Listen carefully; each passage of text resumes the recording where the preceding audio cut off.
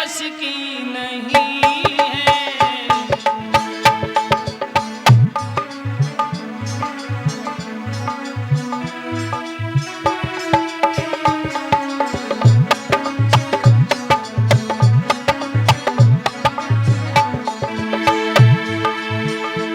ये तो प्रेम की बात है ऊधों, बंदगी तेरे बस की नहीं है।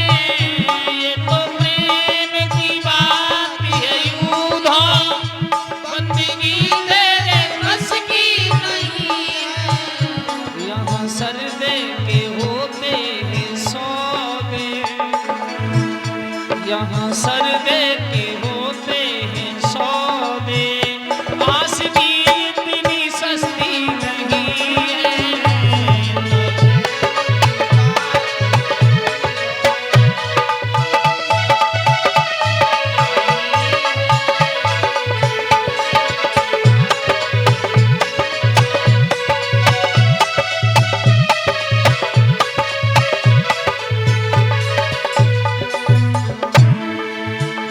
प्रेम वालों ने कब वक्त पूछा, उनकी पूजा में सुन ले रे यूधों। प्रेम वालों ने पूछा, उनकी पूजा में सुन ले रे यूधों। प्रेम वालों ने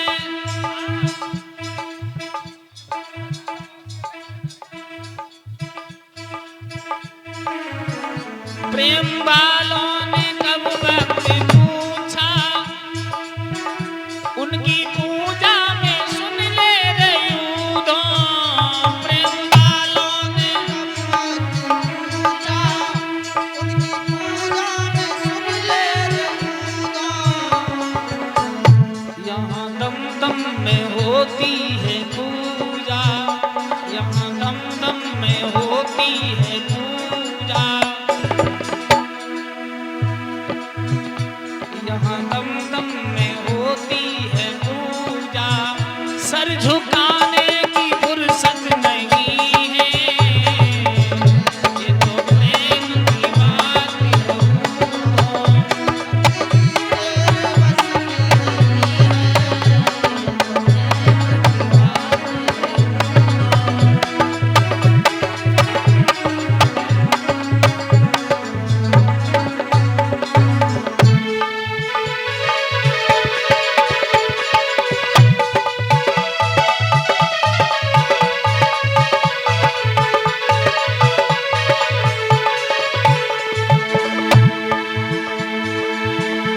जो असल में है मस्ती में डूबे, उन्हें क्या परवाह जिंदगी की। जो असल में है मस्ती में डूबे, उन्हें क्या परवाह जिंदगी की।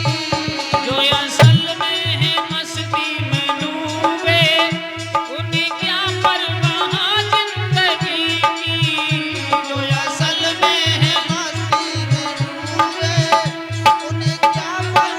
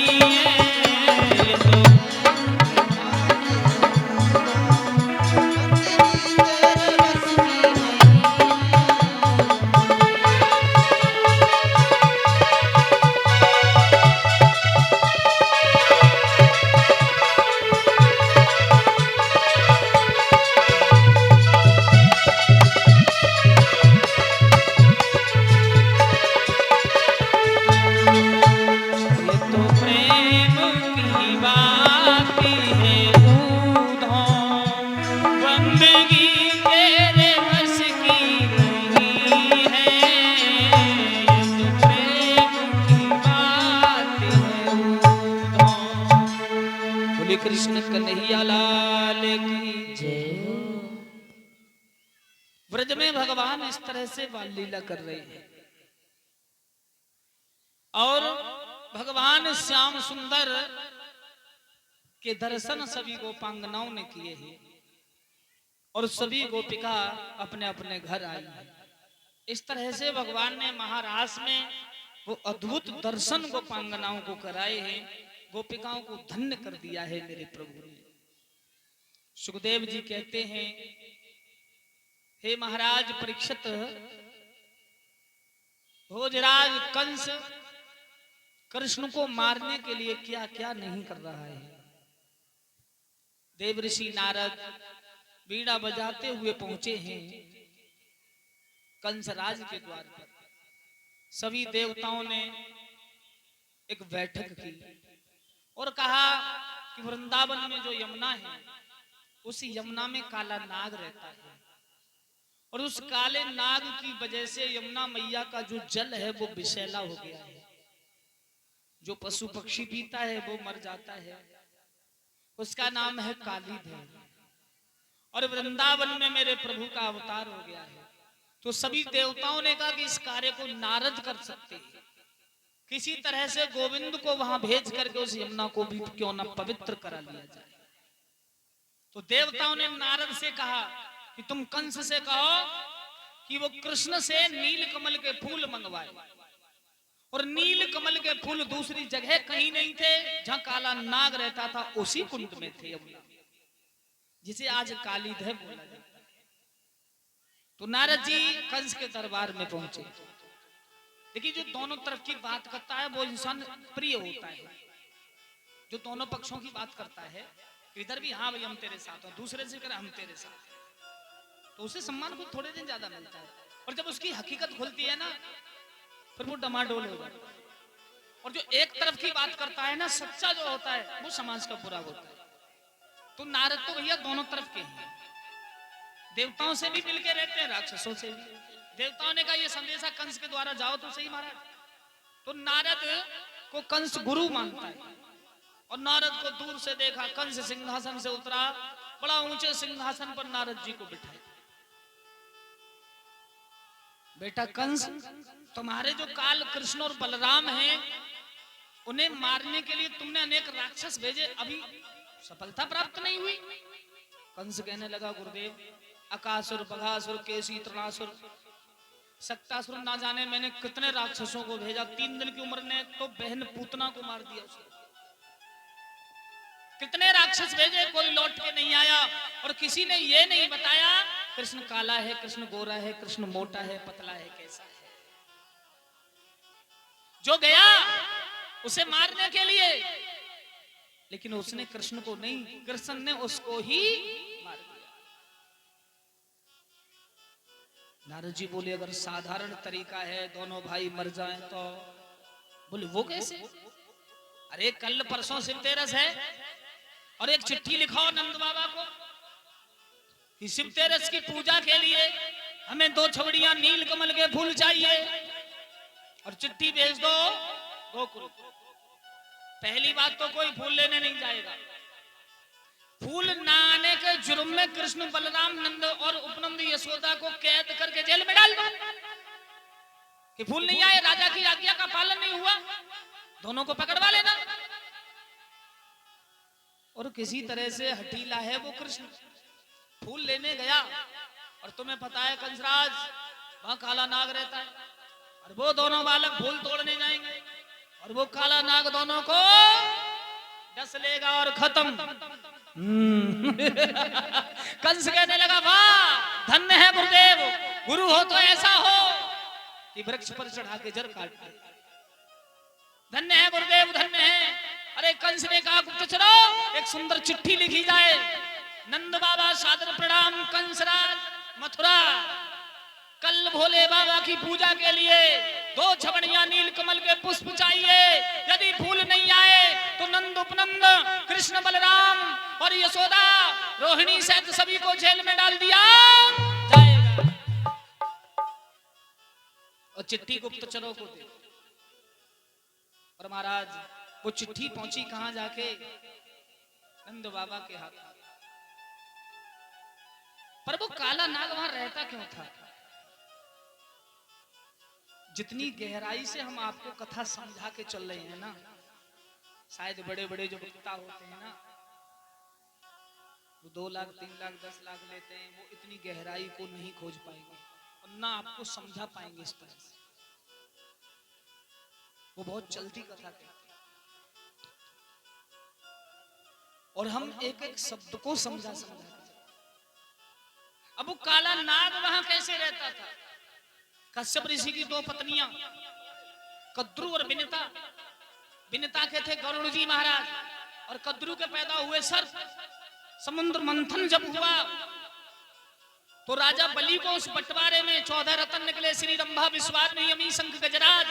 14 रत्नों में घोड़ा निकला सफेद, वो राजा बलि को दे दिया। और बलि घोड़े से सवार होकर उड़ते हुए जा रहे थे, पहले घोड़ा उड़ा करते थे। तो कद्रु विनिता दोनों आंगन में बैठी थी। कद्रु कहने लगी विनिता से, बहन ये जो घोड़ा आ रहा है इसकी पूंछ कैसी है? तो विनिता ने कहा इसकी पूंछ सफेद है। कद्रु बोली काली है। बोले सफेद हुई तो? कद्रु कहने लगी मैं तेरी दासी बन जाऊंगी, और काली हुई तो तू मेरी दासी बन जाना। लेकिन कद्रु बहुत चालाक है, अपने बेटा सर्पों से कहा कि जल्दी उड़ के पूंछ से लिपट जाओ। सर्प पूंछ से लिपट गए और पूंछ सफेद से काली हो गई और विनिता दासी बन गई। गरुड़ जब बड़े हुए तो गरुड़ ने पूछा तू मौसी की दासी बन के क्यों रहती है? कहा बेटा मैं शर्त हार चुकी हूं। एक गरुड़ महाराज ने अपनी मां की दासीपना मुक्त करने के लिए कद्रु से कहा मौसी तुझे इसके बदले में क्या चाहिए तो मेरी मां का दासीपना मुक्त कर दे? कहा स्वर्ग से अमृत ला दे बेटा, मैं तेरी मां को दासीपने से मुक्त कर दूंगी। मौसी अमृत का क्या करेगी? मैं अपने बेटा सर्पों को पिला के अमर करूंगी। और गरुड़ जी महाराज स्वर्ग में गए, अपने विशाल पंखों से इतनी तेज हवा की देवता अंधे हो गए और देवताओं से अमृत का पंजों में घड़ा लेकर के गरुड़ जी महाराज लेके कहां आ गए? उसी जंगल में। बोली गोविंद भगवान की। जहां घड़ा रखा गया वहां दाव थे, झुंड थे, और कहा मौसी संभाल घड़ा को, मेरी मां का दासीपना मुक्त।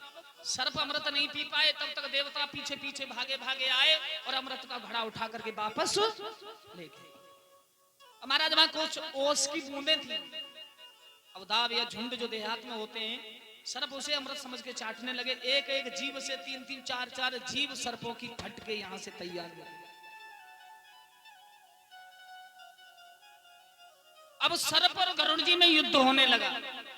अब सर्प जो होते हैं गरुड़ खा लेता है, गरुड़ का भोजन है सर्प।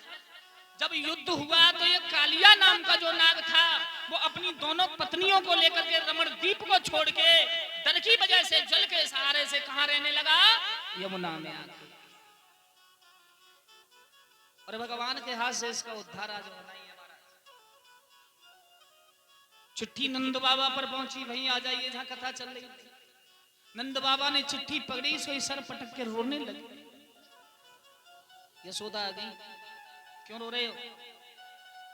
नंद बाबा बोले देवी क्षमा करो। नंद बाबा बोले देवी क्षमा करो, मेरे रोने का कारण बहुत बड़ा है।